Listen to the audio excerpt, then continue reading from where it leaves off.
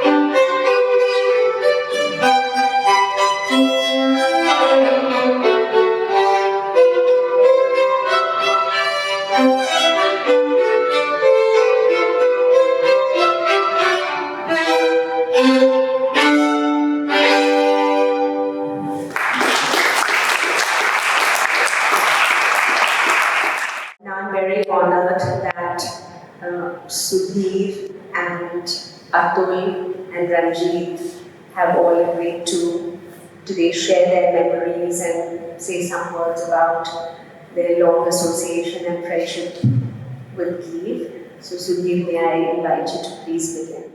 Many of us have experienced Give's warm and generous friendship over the decades. The number of people who have written about their memories of Gieve in the past month amply shows this. His easy manner, his love of all good things, including food, and the fact that he had a wide circle of friends leads us to see Gieve as this gentle, amiable, and approachable elder. This is, of course, true. But Gieve was not an easy person to please.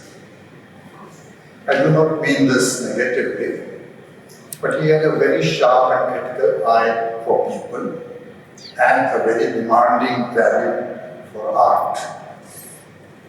Where art was concerned, he was not ready to be generous and friendly. In an essay written in 1989 for Daedalus, he had famously said, "A complete essay on contemporary Indian painting should cover the work of at least 18 painters and make reference to 10 more. That is it, 18 plus 10. No more, the others will not make the grade. With writers and poets, I am sure we would have a similar short list. 30 years later, maybe he would have had more generous view and maybe accommodated 5 or so more. It is important to note that this was not a personal view of an artist who rejects everything that falls outside his or her own taste. This was the view of a critic's mind, seeking the source and the core of any form of artistic expression. He had started as an art critic and continued to think and write about art from a place not restricted by his own art practice. Of course, this is not to say that he could not go wrong, but he could defend his position with good reasons. And it would take a lot of persuading to make him accept another name on his pantheon. When he spoke or wrote about the work of art, it was not just a confirmation or an elaboration of a commonly held view.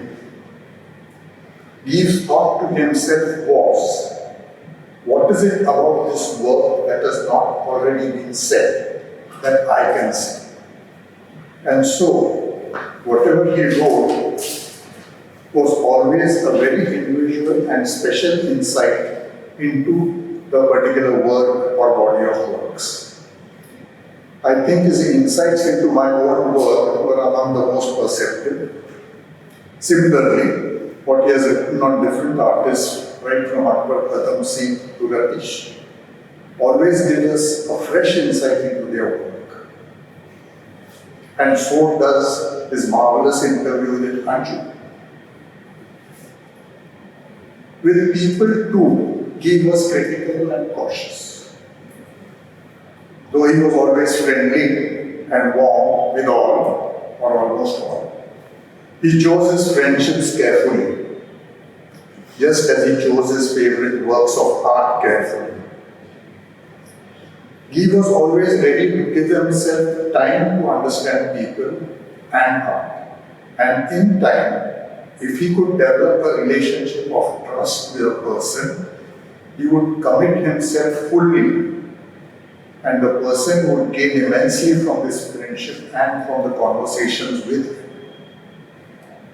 Gieve was a stimulating and stabilizing influence on his friends over decades.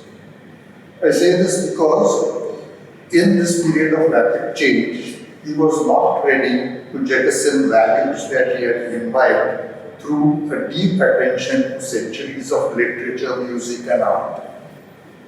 And he was always eager to share his enjoyments and insights.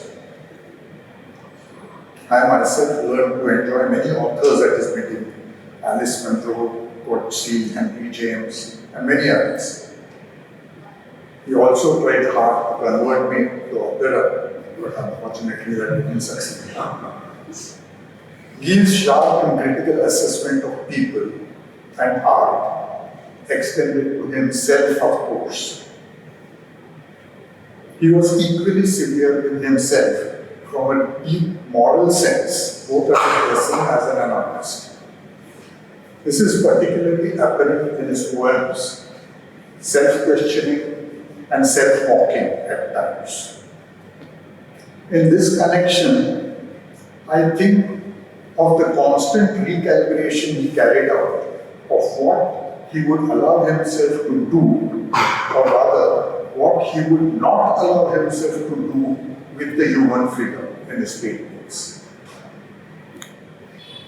Gieve was acutely aware and always insisted that the human figure in painting was not just another object, like a tree or a house in a painting. It had a presence all its own, and one had to approach it on its own terms. In these human figures, there is a tentativeness, a tentative approach, as if he is seeking permission from the subject to paint him or her in this way. He avoids using any device, a strong outline, a highlight, or a deep tone, unless he is sure that this does not give false assurance, or false aesthetic promise, or a quick animation to the painting. He was cautious not to overstate. He avoided any flourish and was extremely wary of a false note. It may not be the whole truth, but it should not be a lie. Must have been his thought. It is not as if he was not capable of flourish. In the early paintings, there is ample evidence of technical mastery and bravado. The realistically drawn figure and the selective modeling, as in Two Men with Handcart or Figure in Landscape, and the rich tone, thick brush and knife strokes are worthy inheritances of the modern tradition.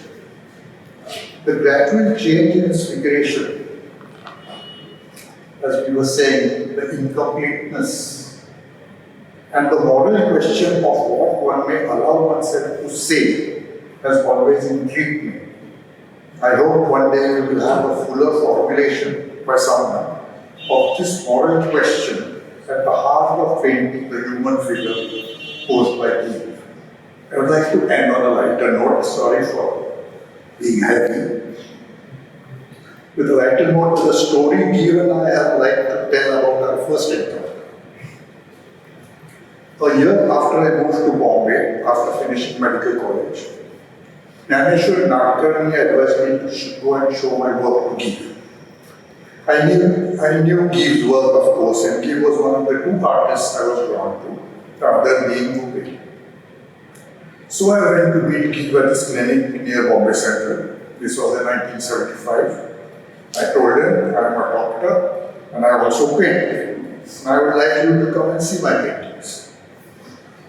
He later told me what he first thought about me then. My God, just because he is a doctor and paints, he thinks we have something in common. He probably paints some quaint landscapes and flower studies on Sunday. In any case, He did come. We went on his Lambretta scooter to our place in Give. Luckily, he liked what I had done, and we became friends forever. Thank you. He was my best friend. Can I wish to share with him everything? It all started with, first, because I was interested in painting in the early age.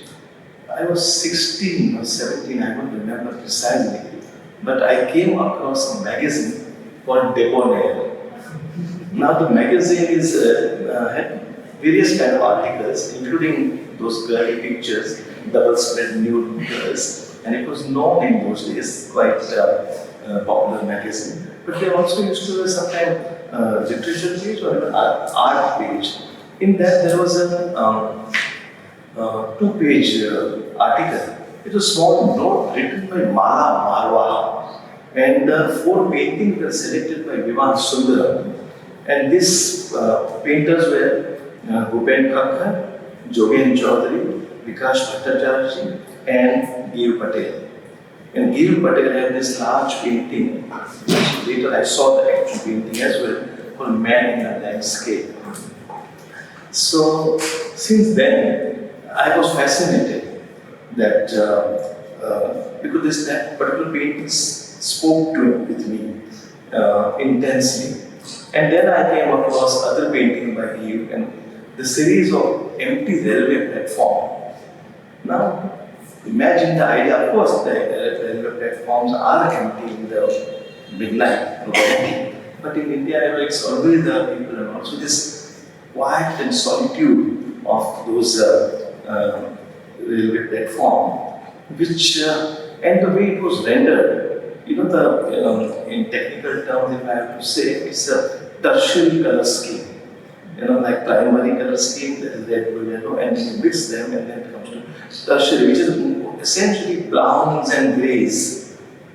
So, and if you take a color negative, the negative of color photograph, so that negative, if you see it and try to render, it was something very similar of that kind of a color scheme. And essentially, as we know that he was an artist from Mumbai, urban painter, and all these subjects were about sometimes city and sometimes about people. Much later, he started doing drawings on clouds and also the well paintings. But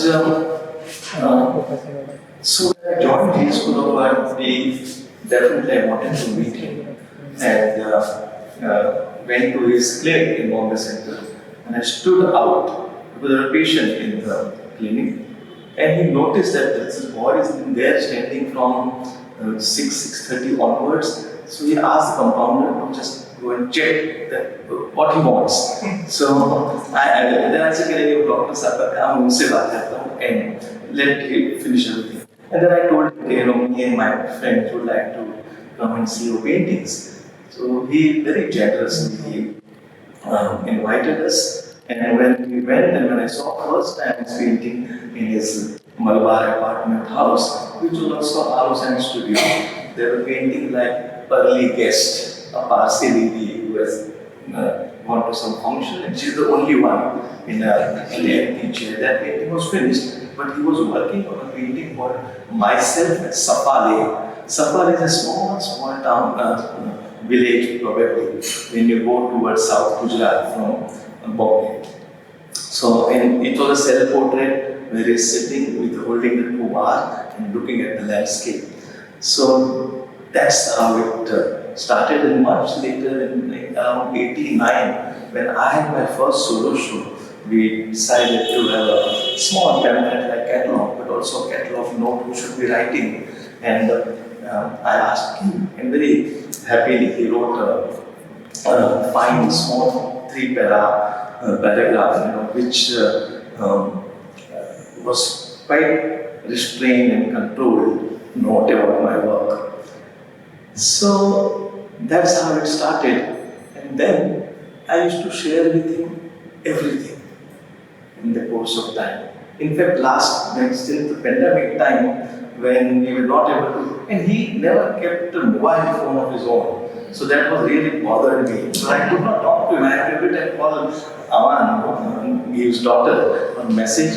Then he would write an email saying that shall I call you on Wednesday 5 p.m. So we can talk. So now email to reply, and I have to be there on Wednesday 5 p.m. Earlier it used to be a landline phone, you would just pick up and you would call, and you would talk. And if I'm busy, I would say, or if he's busy, he would say that we'll talk later.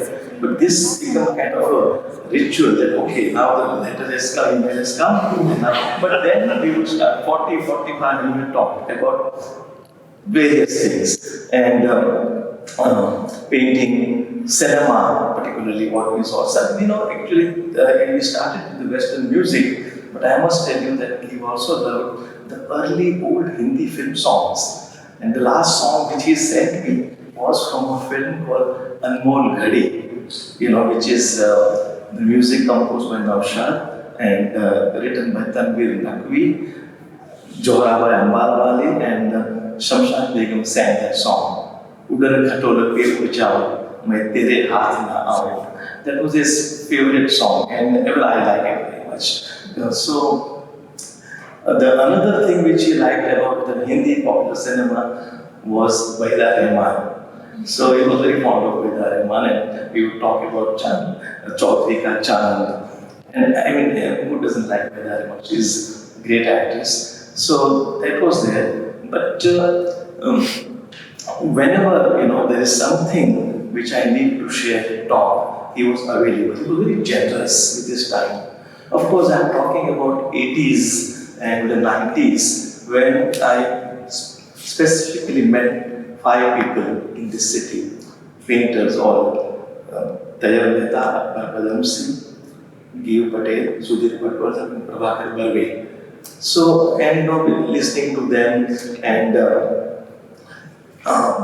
their advice as a young student, which I would get, and essentially to go and see their work. So we would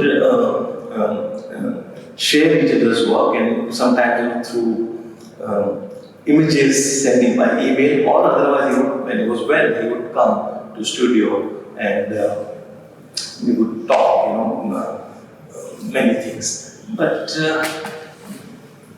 later, when I noticed that he's doing a series of paintings about well, so even I could till now, when I go to my studio, I'm waiting for the lift, and by the time the lift comes to my floor, I'm looking from the window, which is very close to the lift area, and I see in neighbor's compound there is a well, and I could see the water also. It's and I would think of him, and I was quite surprised that that someone is painting, but I never asked him that why when you are looking into well, why not your own reflection, which he never painted. So the self was not there, but so then who is looking into it and who is showing us this thing? And when he first exhibited those works in the catalog note, he has mentioned this. Sudhir also has mentioned in one of his article about Gieve that he said the well is a navel of the earth. That's how he spoke about it. And so I asked him, where do you see this well in Bombay? So he said, when I go to Nagore, which is when you pass Vapi and enter into South Gujarat, so I asked him once, do you mind if I come?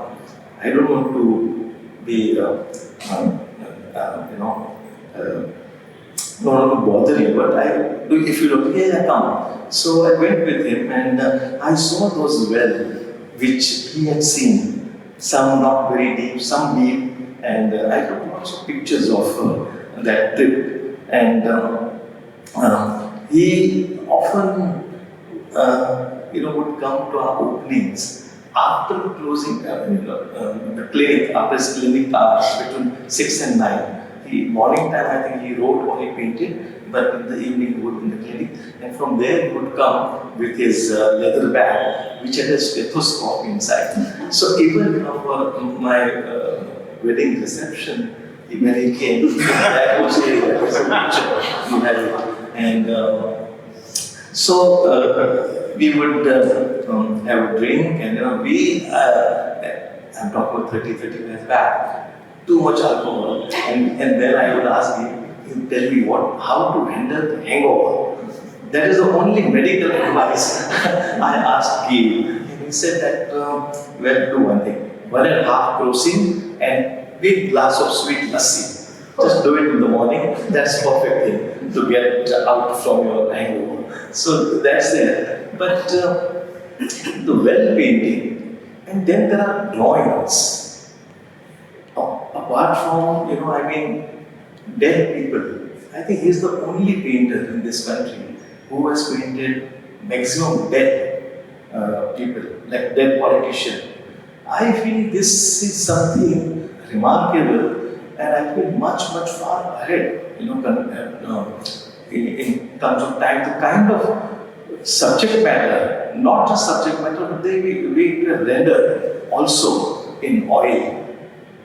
So today, we have some great figurative painters, mainly in Europe, called Mama Anderson, Peter Doig, Madeline Dumas, and Noah Jones, who is also known in America, but Luc Tema. Now, what they are doing and what I admire about their work, somewhere Gieve has done something equally or even sometimes better way in 70s, in 80s, that early. So, I used to tell Gieve that, Gieve, when I saw his drawings particularly, the drawing of clouds. Now, what is remarkable about these cloud drawings, which are drawn with a crockwheel. Crockwheel, you take ink pot and you dip into and you draw. Now, cloud is an element of nature which is a mass essentially. So either you take a watercolor and spread it and you get a cloud, or you take a charcoal and rub it and you get a mass. But to draw a cloud with a crockwheel, every time you have to dip your crockwheel into the ink pot, which is totally against the nature of cloud.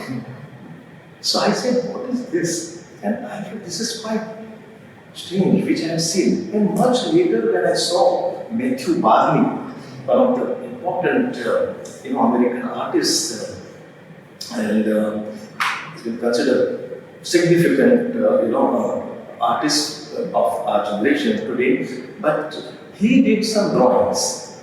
For that, he would do a kind of not exactly performance. He would do it in the studio, which I had shot and also done a video. But actually, it was like he would take a trampoline and put the paper fixed on the ceiling, and he would have a pencil, and he would jump to reach that paper, and whatever lines he will get, those drawings are later on exhibited in some form. So when we saw that, those drawings were very close to what he would do with his clown drawings. And I told Gieve about this. I said, we give him this 4 or 5 drawings won't work, 10, 15 drawings won't work, at least 1,000 to 5. He said, don't even mention that the number. He said, 200 drawings of cloud. So, and they are so abstract, you don't know whether to call it a drawing, it has that quality, it is kind of the usual aesthetic which we are familiar or which we know about the aspect of drawing or abstraction, which is completely different. So I said, one day I would like to curate a show of yours with just huge well paintings and his drawings. So he would laugh and say, yeah, we should do something. Or I would add something, my own work, and we could share or put together. But of course that never happened. Another aspect that Sudhir also mentioned in certain way is this that he would, he was a great listener. I am the worst listener. When you start talking, I kind of go back to something else. But he would kind of listen carefully, and he would give, advice or a response, which I think is quite important. And he would definitely give his opinion. And what was remarkable about him, but he was never indifferent. He would say, this is good, this is not good. And why it is not good, he would have his own answer. And why he liked that also. So, and being a painter, we had common artists whom we admire, like Goya or Goya and Rembrandt or Bonnard and Goya, all this, and the French artist called Gustave Caillebotte, which is not compared to other impressionists. He is not that known, but we noticed the painting in Art of Chicago in the museum and told us when we went, you must go and see this painting. And after that, for me, though I had seen Caillebotte in one or two paintings in the museum also, but it was a kind of a revelation of a new way of or a different genre painting. So that was there, but essentially it was all about you would talk painting, you would laugh, and when we were talking, there was too much of laughing and laughter. And like if someone is sitting either in his room or in my room, thinking this person has gone mad. So much, what is so much to laugh about? But we would laugh, we would share and tell each other about the things. He would often show work and ask you, what do you think? So generally, I would say it's good, I like the subject matter, I like this and that. And then gradually I would come to see that, okay, but it needs some little more work. Oh, no, don't tell me now. Now I have, I'm not going to touch it. So I said, but if you do little more work, it might be, no. And sometimes, in a rare case, he has also said that if, I think it's not yet complete. And I feel it's complete. It is quite finished work. And if you say that, he is so happy that now he doesn't have to touch again that painting. But what I learned from him is to, not necessarily that you have to be prolific. Like I am quite prolific. I want to work every day and I want to do something, which I have been doing all these years. But he was a slow painter. So sometimes I would jokingly say that today, how many you have started working on the cloud drawings? So, kitli line so today 7 lines or 23 lines like that. So, and we would laugh. But definitely he was slow. Probably from this wall to that wall, I can walk within a few seconds. He probably would take a minute to reach there. So, I noticed him looking at him when we entered the Prince of Wales Museum gate and to reach into the building, very slowly he walked. So, I think he thoroughly enjoyed or kind of understood as if the life. And there was this very relaxed and calm manner in which he approached his painting as well as probably life. That's why in early days, so he would not miss his Nagpur trips, definitely. And since sometimes, I had some disagreement about the most recent contemporary art, and he would, not that he did like all the contemporary or the most recent or multimedia, mixed media work, but he would say, and later I have also noticed that often he was right. when he criticized or when he said something about specific work, but otherwise he would say that I don't know, this is what I feel, and it's just actually I lost a thought, why I said about this contemporary time. But anyway, he would.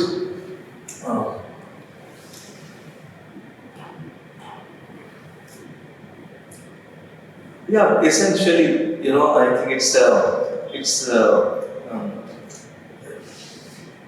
theater. So the human relationship, which I noticed in his plays to begin with. Poetries are different, and the paintings. You see, when it started with painters like Bhupen Khakar, Sudhir Patwardhan, Jogen Chaudhary, and the figurative painters of that generation, here is a painter who is capturing a specific moment, I feel, rather than a kind of a long narrative. Imagine a man holding an umbrella, in a hesitating way, with banana and bread and heavy rain falling, on the top. Now, this is sight. This is a kind of a visual which we see, but it's not something which carries much. So this kind of a very specific thing which we notice in city with people, the way people sit, the way people talk. I think somewhere those kind of visuals which he would have in his work, and so there was a much more to those works rather than to kind of go in terms of long narratives and issues. So he also, I found that he had some problem with the issue-based work or journalistic thing, which often we see in the contemporary art, which is everyone is doing in their own way, in their own perception. But he was quite clear that what he likes and what he doesn't like. And the memory, amazing memory in terms of cinema particularly. We would often share that what I saw on movie or Netflix or whatever DVDs, the films which I'm familiar. He would recommend us, and not only that, but he must have seen a film which almost 40 years back, and he would remember the sequence of those, those cinema specific sequence and stuff like that. So, which you would wonder, and you would often say that, oh, we must sit together and watch movie. It happened once or twice, but not much otherwise. But it's, Gieve's passing is no doubt great loss personally, but I'm scared about myself, that I hope that I don't lose my sense of humor after he was passing. Now, this is a very personal thing I'm talking, but which won't happen. But it's with whom you will share, with whom you will talk, with whom you will kind of do all this dialogue and sometimes even gossips and all those laughing. So I feel that Give's presence for itself was some sort of solace, kind of you feel that okay, you could do this, and if you fail, you can chat with a friend who can give you the advice and give a direction. And I often used to get this bout of self-doubt on and off, and he would say that. Like I told him that I have too many diverse things happening in my work, and I'm confused about it.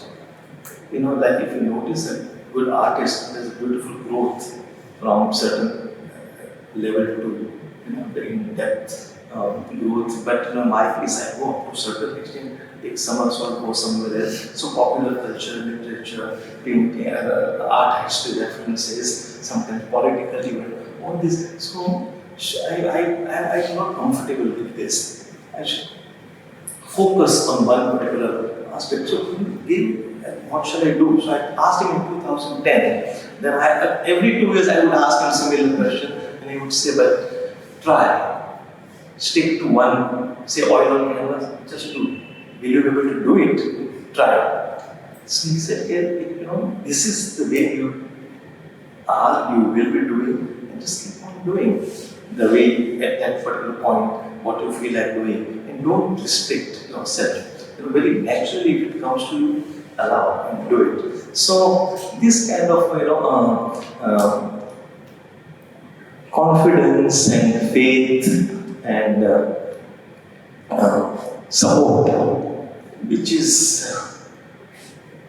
even today I need it, and I really miss it. I'm not really sure how to summarize or to adequately bear witness to a friendship that spanned about 37 years. I first met Gieve when I was 18. And of course, like presumably many people in my generation, you may think, we read his poem on killing a tree, which is part of an Oxford University Press textbook called Panorama, which many of us have. And I met Gieve for the first time at the office of our common guru, Nissim Ezekiel, at Theosophy Hall. And we were both acolytes of Nissim's from different generations. Nissim had published Gieve's first book of poems, which was simply called Poems, 1966. And he would publish my first book of poems in a new series that Rupan Kaplan was going to do, and that was 1991. My book was more dramatically called Zones of Assault. And it was really the beginning of this long friendship which continued across domains and really took in, as Sudhir and Anatol both said also, it took in every aspect of life. Even now, sometimes when Nancy and I have this joke about, I tend to be impulsive when people ask me to do something, I tend to say yes. And Nancy always says, did you ever learn anything from Gieve? Because Gieve used to say, don't say yes immediately. Say you're going to take a day and get back to the next day. And I've tried to keep to that with little success, but it's still very much there. And that's a minor kind of detail, but it's just an example of how Gieve would be this source of wisdom in life. He would be balefully critical of various artists and art practices, and that would give rise to amazing conversations. And there would be this wealth of references that came out of his very, very sophisticated reading and his engagement with cinema, with theatre, with poetry, with the visual arts. And when I think back about how we tend to archive ourselves, I've been looking back to those amazing landline calls, which would go on for an hour sometimes, to letters that we exchanged. I sometimes wonder what's going to be left of the present apart from collected WhatsApp messages. But when I think back to and I look at the letters in the old blue inland letters, for instance, that we would write to each other, we lived in the same city, there's so much there that speaks of the incredible life of the mind with profound attentiveness to detail. And I'm crisscrossing wildly from one phase of life to another, but my mind settles at this point on an exhibition that Nancy and I co-curated called No Parsi is an Island. It was done at Firoza's invitation, Firoza Godrej, for a larger set of exhibitions about Parsi history. And our argument was that the Parsis have never really been a tight micro-minority, replete unto themselves, which is the image that people have of them. but that they at various points have extended themselves to other people, other concerns, public urgencies. And when we brought those artists together from about the 1880s to the present, it struck us that it was Gieve who was so not an island. So we realized that we had to bear witness to his expanded practice. So in the end, we had his paintings, we had his cloud drawings, we had his sculptures. He also had, as we know, a departure into sculptural practice, which he took very seriously indeed. We also had beautiful black and white archive of photographs of his various plays, Princess, Salsa, Mr. Bayram, all lovingly and wonderfully directed and produced by his wife, Tony, who left us very, very early indeed, but I'll come to a story about Tony in due course. And we had other artists, because we felt that there was no way to draw, to bear witness to his expanded practice as a painter without having Gieve, Patel, and Anju there. So either the originals or the reproductions were brought into play, so that I think some visitors who came up, the first thing they saw there was Sudhir's man in Irani cafe. Probably scratched their heads and felt that they had no idea Sudhir Patwardhan was Parsi. But our point precisely was that here was an artist who had nothing to do with specific ethnicity, but that he was in many ways defined by the abundance and generosity of these friendships and collegialities. So that's how I'd like to think of him and remember him. And it's only when someone leaves your life, that you suddenly realize how generously they were part of it. And I've gone back over records, gone back over photographs, and realized how much time we spent together, whether in conversations.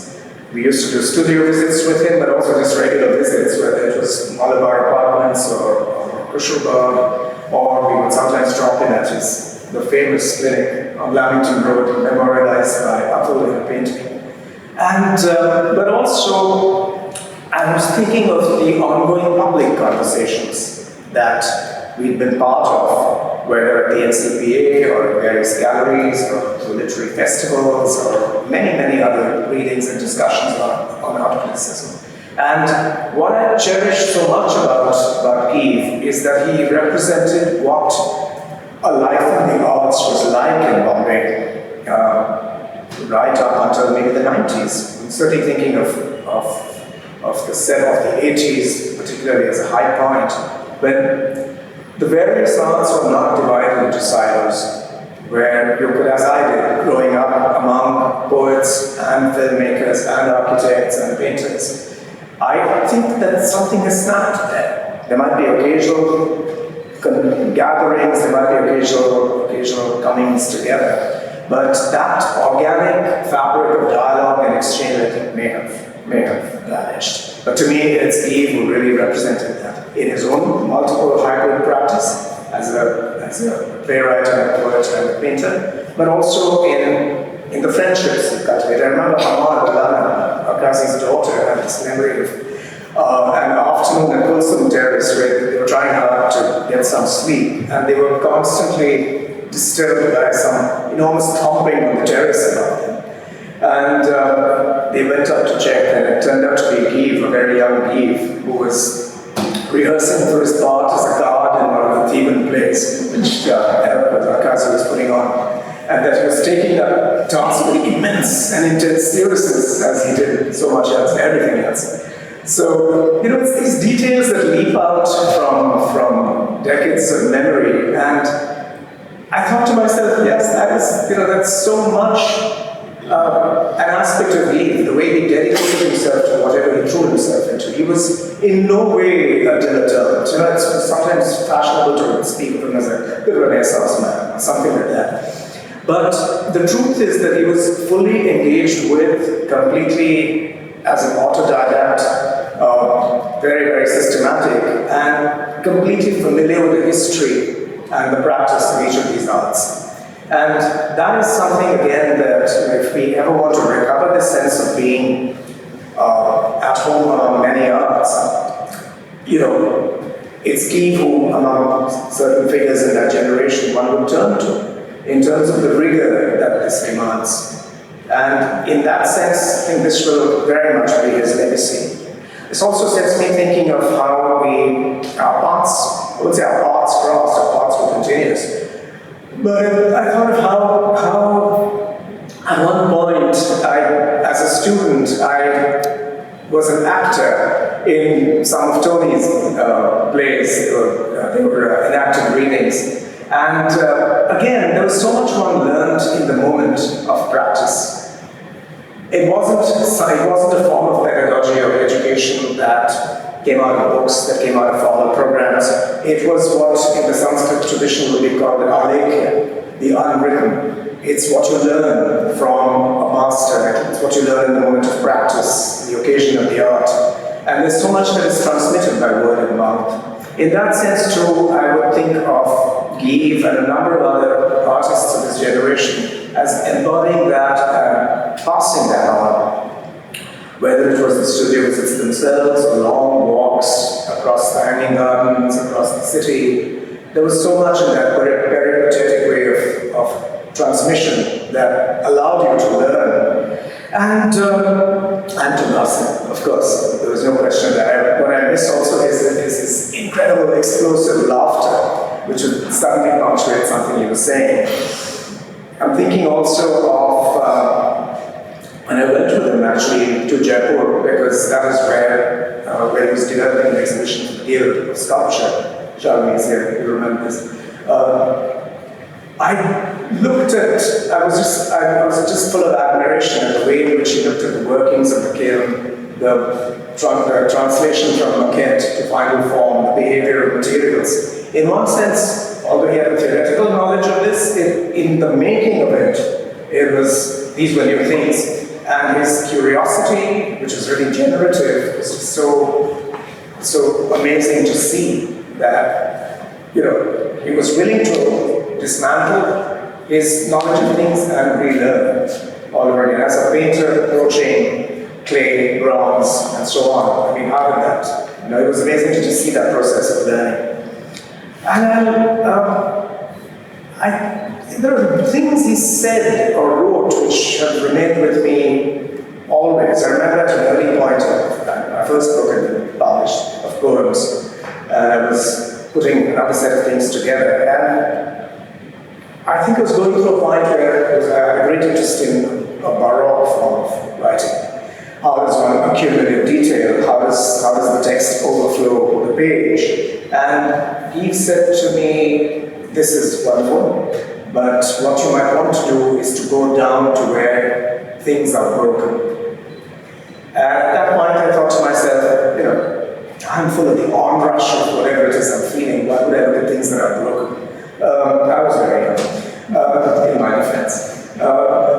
As the arc of life proceeds, you realize that is exactly what you need to produce any art of any relevance. You have to go down to find where those things are that are broken. Something else that I remember, a text I have not read in over 3 decades, exactly that, the 3-para note that you wrote for your first exhibition up till September 89. There's an image in it which I'll never forget, where he talks about, in those days, Atul painted what seemed like very, very bland interiors, but they were full of deep affect through the grays, through the line, through all of this. And what he focused on was a horizontal of the grille, of the window that opens up to the expanse. And he said that horizontal reverberates like a note played by a bluebird musician.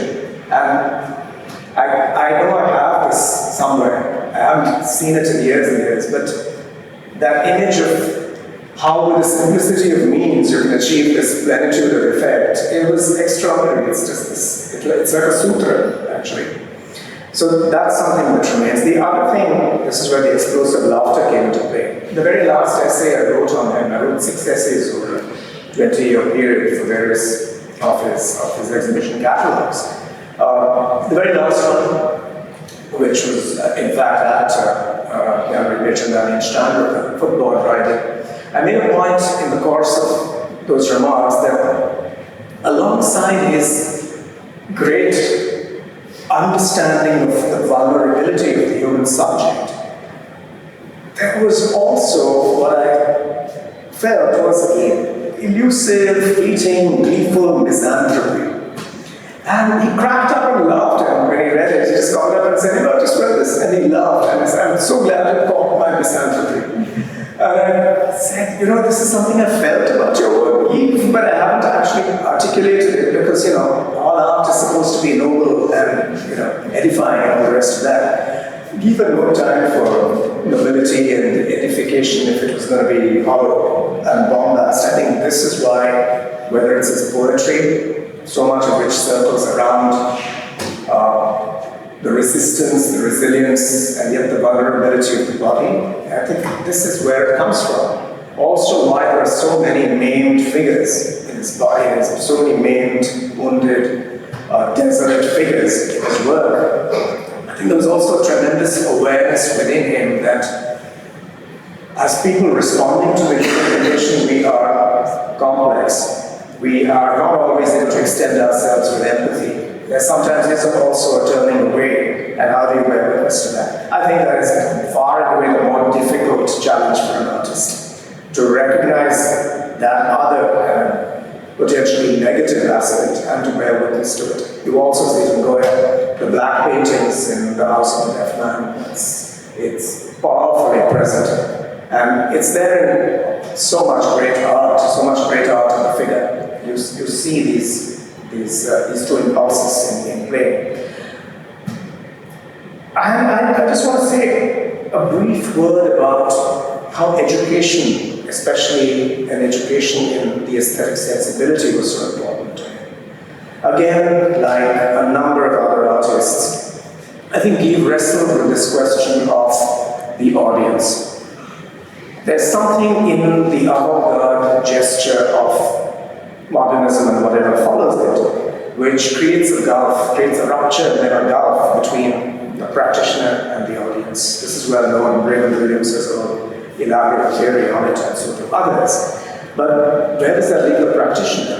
I'm thinking of that great essay that he wrote, To Pick Up a Brush, which speaks of the courage that Indian artists needed at a certain point to commit themselves to a life of image making and to give themselves permission. But alongside that, as a from through that essay, is also this question of how do we connect?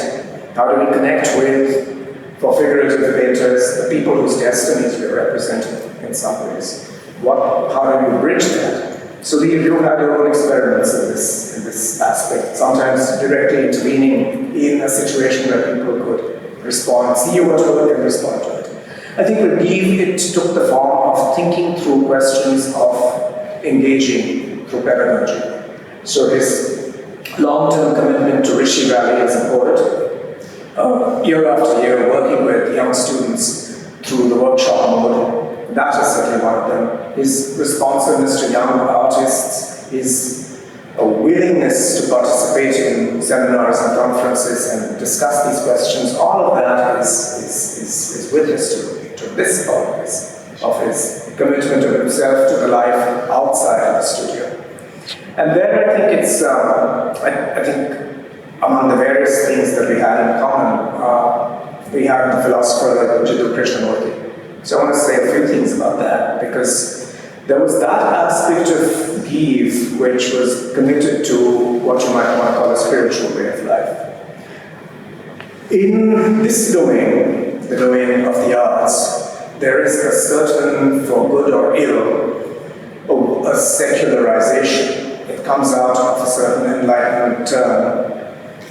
And even though we know that many modernists privately had beliefs, investments, Mondrian was a theosophist, as was Kandinsky, Mark Tobey was a Baha'i, we know this. But for some reason, we all reduce and flatten the productions of 20th century art and onwards to something that has possibly no religious content. We tend to look upon it with some skepticism. with Gieve, there was that aspect of the spiritual life which he actually never gave up on. And I think he underwent some form of the road to Damascus experience. He then turned to the Upanishads, he turned to wisdom traditions, and he turned to Krishnamurti. Now, my Krishnamurti connection is a family story.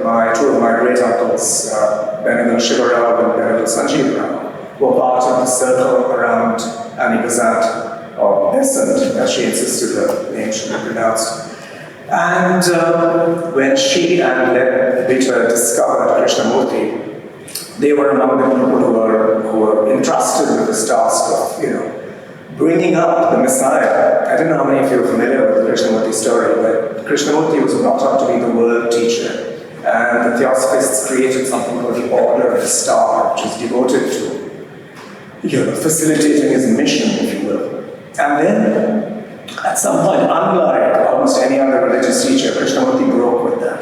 This amazing speech he gives where he says truth is a pathless land, and gives up this whole apparatus of world teacherhood and seeks his own way. So my great uncles went with him and helped him find the land and drew up the protocols of what eventually became the first Krishnamurti school, Rajghat in Banaras. And it's just, for me, it's been part of family lore and family history, and like many young people, I grew up with this sense of, why do I need to take this man seriously? And by the time Krishnamurti was already passing from this world by the time I realized that there was something truly serious here to be held on to.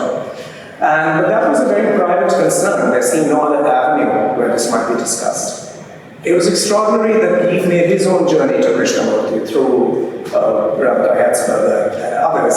And it was incredible that we could, both of us could find space to discuss these questions of what does it mean to have a spiritual practice? What does it mean to have a life in the world and yet to be able to seek this other deep archive of consciousness? And that also is something that I deeply cherish, that within the art world, within the world of literature, where there's, I say, this profound and radical secularization, there was yet a liberated zone that I could find with Gieve to discuss these questions of, if you will, a spiritual imagination. Reports to you with holes. Your area of 5 by 1 is not room enough for the fists, the blows. All instruments itch to make a hedgehog of your hide. It's your fate, poor slut, to walk compliantly before heroes, offering in your demolition a besotted kind of love. Dumb, discolored, battered patches, meat mouths for monsters' kisses. And that fascination with the body as site of violation, of mutilation, all of that continues right to the very end.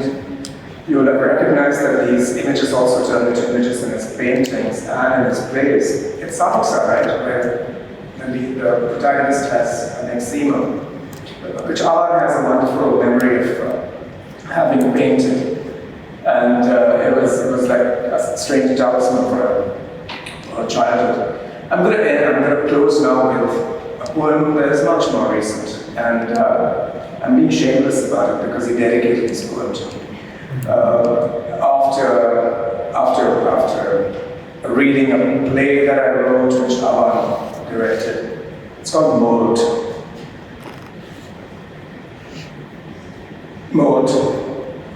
The sodden, dripping weight which he molted and offered to the god who received it in cupped hands. My play was a version of Karna, Basa's Sanskrit play on Karna and the sacrifice of himself to Indra. So mold. The sodden, dripping weight which he molted and offered to the god who received it in cupped hands, was it skin, really? Or rather something amphibious? Half metallic scales, half mutely screaming, integument smelling of fish, while flayed Karna shivered from a cold he had never thought to endure, shivered animal like a mere beast prepared for the cooking pot, and walked to the battlefield certain to be pierced by the first lance aimed at him. But the burden, amazingly, it had lifted, and might it not be one's heart's desire fulfilled, to die unrehearsed of lightness? I'd like to think of Gieve as having gone in a marvelous spirit of lightness, leaving us all in his hands.